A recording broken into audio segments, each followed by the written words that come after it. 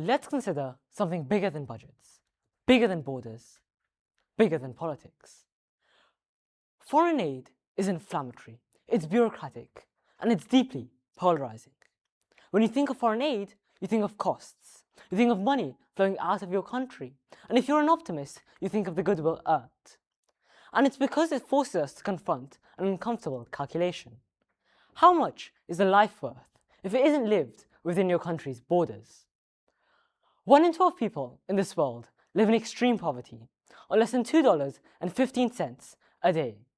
What we regard as loose change sustains a life. Same planet, same century, different lottery.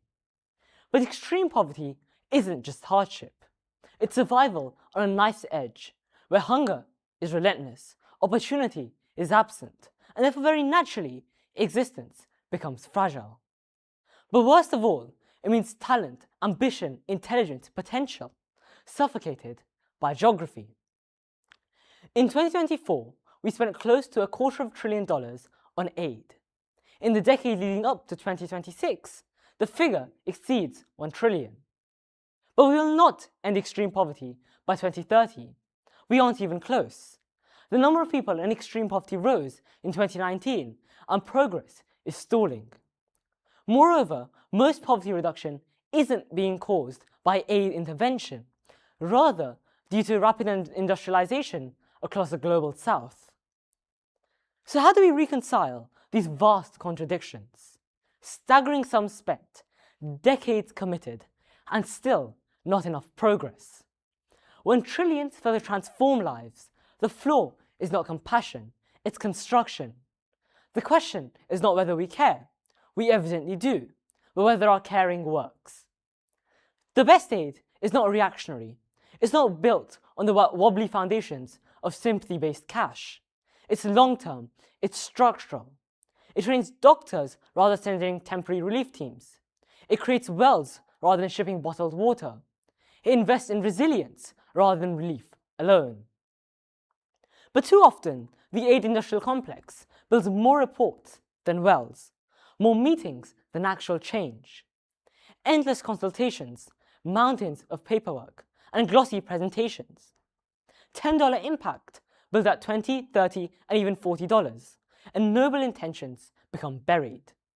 For the people on the ground, change is fleeting. So why do we fail at development? We fail for 3 reasons. Our model of aid does not create personal, precise, targeted intervention at the grassroots level. We fail because our model does not lead to dignity, rather it leads to dependency. And thirdly, we fail, and most dangerously we fail, because our model of aid does not create resilient, dynamic, market-oriented industries. Rather, it creates countries that submit to global forums, not contribute to them. When development is done to poor countries, it creates dependency. When development is done by poor countries, it creates dignity.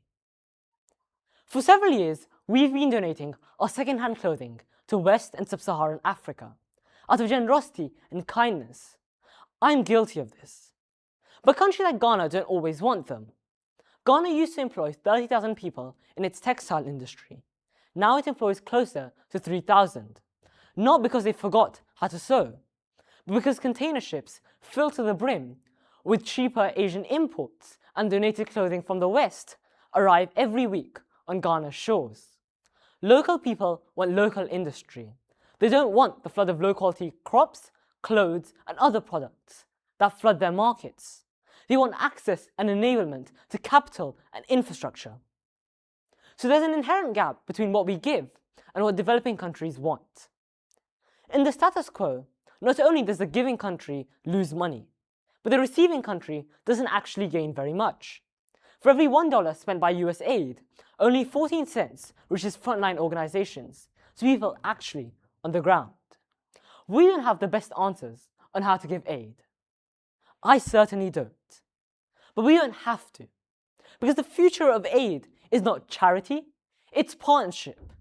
Not saviors, but stakeholders. We must become the enablers of mutual trade, not the crutch that these countries depend on. We must open up markets, create opportunities, and build mutual trust. We don't have to give more. We shouldn't need to give more.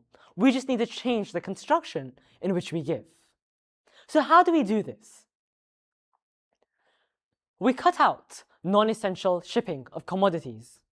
We cut out the middlemen and the bureaucracy that dictates foreign aid.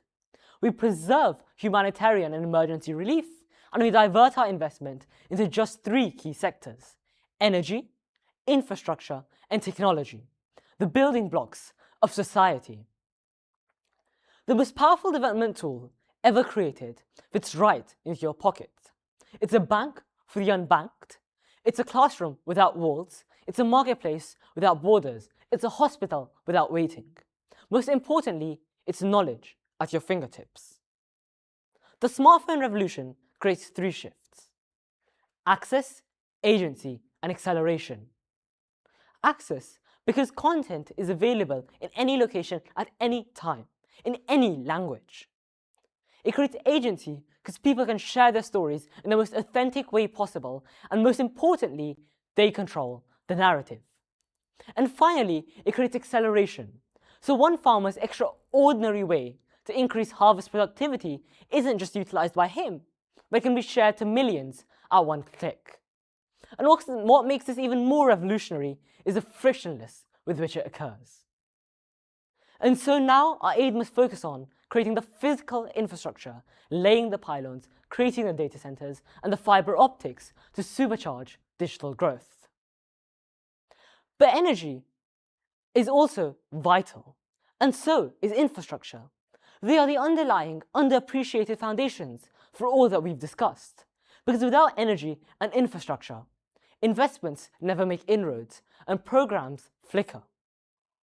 Because roads and ports and bridges don't just connect a village to a school. They bring trade, they bring growth, they bring employment. Energy doesn't just keep the lights on. It keeps hospitals functioning, factories running, and water pumping. And when we see the intersection of cheap, decentralized energy with the smartphone revolution and stable infrastructure, investment and growth won't just trickle through, it'll erupt onto the surface. But one principle must be embedded throughout, and that is of local ownership. Because without local ownership, we don't build progress, we build monuments, and monuments don't transform lives. So remember, we must be stakeholders, not saviors. We must be enablers, not bestowers. We don't have to give more, we need to build more. And we need to trust. Trust in the fact that if we create the conditions for good development will surely follow. Thank you.